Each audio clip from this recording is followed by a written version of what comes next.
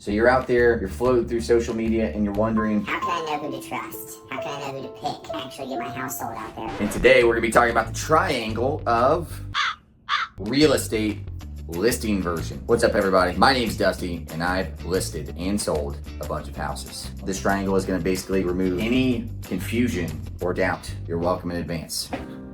The first thing that we're gonna talk about today is price. That's right. If your house is overpriced, nothing else on the triangle is going to save you. We can easily see by this graph over here that price decreases have been the most trending status that we've seen, which tells me that most agents have not had hard conversations with the sellers about your house isn't worth as much as you think it might be.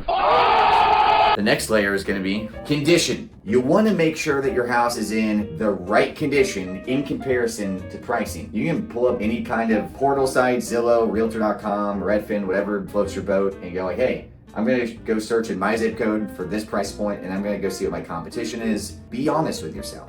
Is your house, does it look as good as the other houses? And there's a couple of other buckets I want to break into as well. It's gonna bother some of you guys. There are actual renovations, and then there's like maintenance. If you have a 15-year-old roof and you just replaced it, the general market's like, yeah, of course. Like we don't want to go buy a house with like a 20-year-old roof. That would be called like deferred maintenance, right? True renovations, we get into like granite counters, white cabinets, new flooring. And so we have to be realistic about the condition our house is in. The next portion is gonna be marketing. I know that not all marketing plans are created equal, but you're gonna want an agent that knows how to grab attention. Soft skills, negotiation, information gathering. What was the last one that I had here written down here on my cheat sheet? Oh, positioning.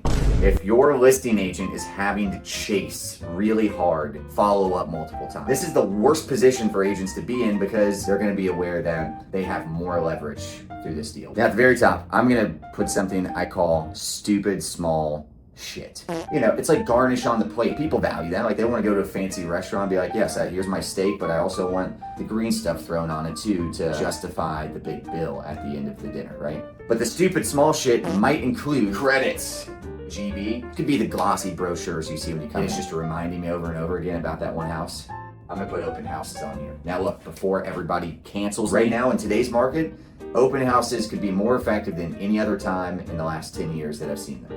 For a lot of different reasons. But if your price sucks, and your marketing sucks, and your conditions not in line, and you're trying to get them through open houses, nobody's gonna come to your open house. But look, what do you guys think about this? If you're out there right now listed with another agent and you're going like, hey, I'm about to go sell, we're interested in learning about this. You can direct message me.